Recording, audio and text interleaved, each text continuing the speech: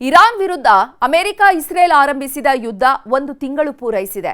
ಯುದ್ಧ ಮುಗಿದು ಹೋಗುತ್ತೆ ಅಂತ ಭಾವಿಸಿದಂತಹ ಟ್ರಂಪ್ ನಂಬಿಕೆ ಹುಸಿಯಾಗಿದೆ. ಇದರಿಂದ ಕೆರಳಿ ಕೆಂಡವಾಗಿರುವಂತಹ ಅಮೆರಿಕ ಅಧ್ಯಕ್ಷ ಟ್ರಂಪ್ ಇರಾನ್ ಷರತ್ತುಗಳನ್ನು ಒಪ್ಪಿಕೊಂಡು ಒಪ್ಪಂದಕ್ಕೆ ಬರಬೇಕು, ಇಲ್ಲದೇ ಇದ್ರೆ ತೈಲ ಘಟಕ, ಅಣುಸ್ಥಾವರ ಎಲ್ಲವನ್ನ ಸರ್ವನಾಶ ಮಾಡ್ತೀವಿ ಅಂತ ಎಚ್ಚರಿಕೆ ನೀಡಿದ್ದಾರೆ. ಆದರೆ ಟ್ರಂಪ್ ಎಚ್ಚರಿಕೆಗೂ ಕ್ಯಾರೆ ಎನ್ನದ ಇರಾನ್ ಮತ್ತೆ ಇಸ್ರೇಲ್ ನೆಲೆಯನ್ನ ಸರ್ವನಾಶ ಮಾಡಿದೆ.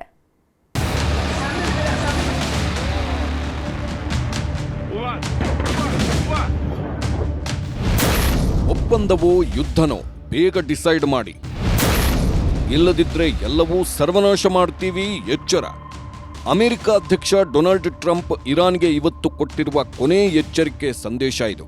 ಅಮೆರಿಕದ ಒಂದೊಂದು ಏಟಿಗೂ ಇರಾನ್ ಸೇನೆ ತಿರುಗೇಟು ಕೊಡ್ತಾನೇ ಇದೆ. ಇಸ್ರೇಲ್ ಮೇಲೆ ಹಾಕ್ತಿರೋ ಕ್ಷಿಪಣಿಗಳು ಊರೂರನ್ನೇ ಧ್ವಂಸ ಮಾಡುತ್ತಿದೆ.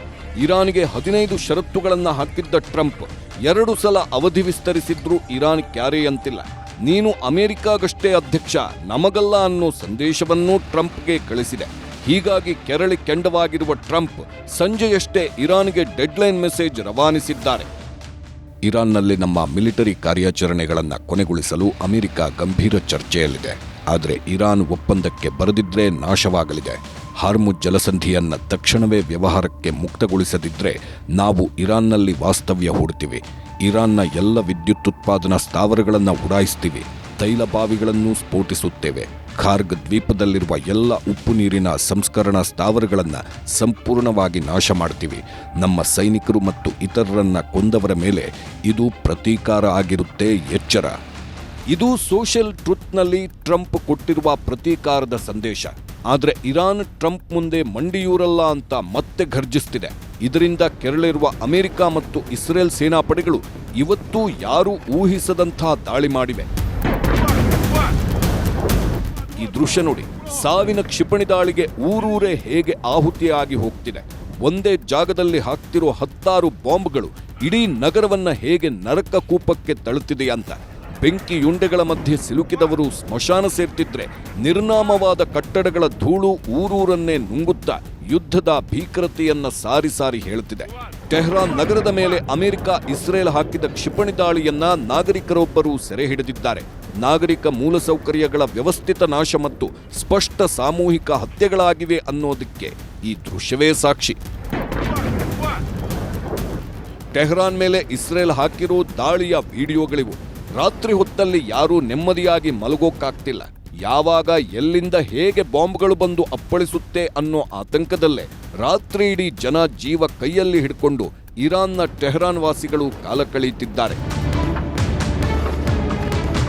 ಇದು ಅಮೆರಿಕ ಹಾಕಿರೋ ಬಾಂಬ್ನ ಘೋರ ದೃಶ್ಯ. ಇರಾನ್ಗೆ ಬೆಂಬಲವಾಗಿ ನಿಂತಿರೋ ದಕ್ಷಿಣ ಲೆಬನಾನ್ನ ಟೇರ್ ನಗರದ ಮೇಲೆ ಹಿಂಸಾತ್ಮಕ ಇಸ್ರೇಲ್ ಅಮೆರಿಕ ವೈಮಾನಿಕ ದಾಳಿ ನಡೆಸಿದೆ. ಇಡೀ ಏರಿಯಾವೇ ಸರ್ವನಾಶವಾಗಿದೆ. ಕಟ್ಟಡಗಳು, ಕಾರುಗಳೆಲ್ಲ ಧಗಧಗಿಸಿ ಹೊತ್ತಿ ಉರಿಯುತ್ತಿದೆ. ಅಮೆರಿಕ ಮತ್ತು ಇಸ್ರೇಲ್ ಸೇನಾಪಡೆಗಳು ದಾಳಿ ಯಾವ ಮಟ್ಟಿಗೆ ತಲುಪಿದೆ ಎಂದ್ರೆ ಉತ್ತರ ಇರಾನ್ನಲ್ಲಿರುವ ಅಮೋಲ್ ನಗರದ ಕಲ್ಲೇಹ್ ಡೈರಿಯನ್ನು ಧ್ವಂಸ ಮಾಡಿವೆ. ಇರಾನ್ ನಾಗರಿಕರಿಗೆ ಆಹಾರ ಪೂರೈಕೆ ಮಾಡುತ್ತಿದ್ದ ಅತಿದೊಡ್ಡ ಕಾರ್ಖಾನೆ ಮೇಲೆ ಇಸ್ರೇಲ್ ದಾಳಿ ನಡೆಸಿ ನೆಲಸಮ ಮಾಡಿದೆ. ಟ್ರಂಪ್ ಎಚ್ಚರಿಸಿದ್ರೂ ಕ್ಯಾರೆ ಎನ್ನದ ಇರಾನ್, ಅರ್ಧ ಇಸ್ರೇಲನ್ನೇ ಕತ್ತಲೆಗೆ ತಳ್ಳಿದ ಇರಾನ್, ಇಸ್ರೇಲ್ ರಾಜಧಾನಿಯನ್ನೇ ಇರಾನ್ ಕತ್ತಲೆಗೆ ತಳ್ಳಿದೆ. ಇಸ್ರೇಲ್ನ ಹೈಫಾದಲ್ಲಿರುವ ವಿದ್ಯುತ್ ಸ್ಥಾವರವನ್ನ ಬ್ಯಾಲಿಸ್ಟಿಕ್ ಕ್ಷಿಪಣಿ ಮೂಲಕ ಸ್ಫೋಟಿಸಿದೆ.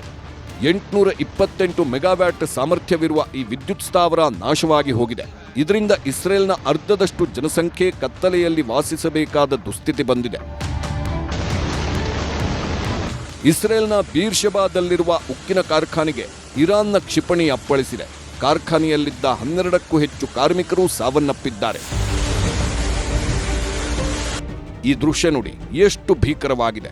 ಇರಾನ್ಗೆ ಬೆಂಬಲವಾಗಿ ನಿಂತಿರುವ ಹೆಜ್ಬುಲ್ಲಾ ಸಂಘಟನೆಯವರು ಇಸ್ರೇಲ್ನ ಸೇನಾ ವಾಹನಗಳನ್ನೇ ಬ್ಲಾಸ್ಟ್ ಮಾಡಿದ್ದಾರೆ. ಲೆಬನಾನ್ಗೆ ಲಗ್ಗೆ ಹಾಕಲು ಬಂದ ಇಸ್ರೇಲ್ ಮತ್ತು ಅಮೆರಿಕ ಸೈನಿಕರಿದ್ದ ವಾಹನವನ್ನೇ ನೆಲಬಾಂಬಿಟ್ಟು ಹೆಜ್ಬುಲ್ಲಾ ಉಡಾಯಿಸಿ ಹಾಕಿದೆ. ಸೇನಾ ವಾಹನದಲ್ಲಿದ್ದ 6 ಸೈನಿಕರು ಈ ಸ್ಫೋಟದಲ್ಲಿ ಸೀದಾ ಸಾವಿನ ಮನೆ ಸೇರಿದ್ದಾರೆ. ಇಸ್ರೇಲ್ನಲ್ಲಿ 100 ಜನರ ಅಂತ್ಯಕ್ರಿಯೆ. ಇರಾನ್ ಹಾಕಿರೋ ಒಂದೊಂದು ಕ್ಷಿಪಣಿಗಳು, ಒಂದೊಂದು ಬಾಂಬ್ಗಳು ಇಸ್ರೇಲ್ನಲ್ಲಿ ಸಾವಿನ ಸರಮಾಲೆಯನ್ನೇ ಸೃಷ್ಟಿಸಿದೆ. ಅದಕ್ಕೆ ಸಾಕ್ಷಿ ಈ ವಿಡಿಯೋ. ನೂರಾರು ಜನರನ್ನ ಇಸ್ರೇಲ್ನಲ್ಲಿ ಒಂದೇ ಕಡೆ ಅಂತ್ಯಕ್ರಿಯೆ ಮಾಡಿದ್ದಾರೆ. ಸತ್ತವರ ಫೋಟೋಗಳ ಜೊತೆ ಇಸ್ರೇಲ್ನ ಬಾವುಟಗಳನ್ನು ಹಾಕಿ ಸಂತಾಪ ಸೂಚಿಸಿ ಗೌರವ ನೀಡಲಾಗಿದೆ. ಇಸ್ರೇಲ್ನ ಈ ಸಾಮೂಹಿಕ ಅಂತ್ಯಕ್ರಿಯೆ ನಡೆಸಿರುವ ವಿಡಿಯೋ ಯುದ್ಧದ ಭೀಕರತೆಯನ್ನ ಮತ್ತೆ ಸಾರಿ ಸಾರಿ ಹೇಳ್ತಿದೆ.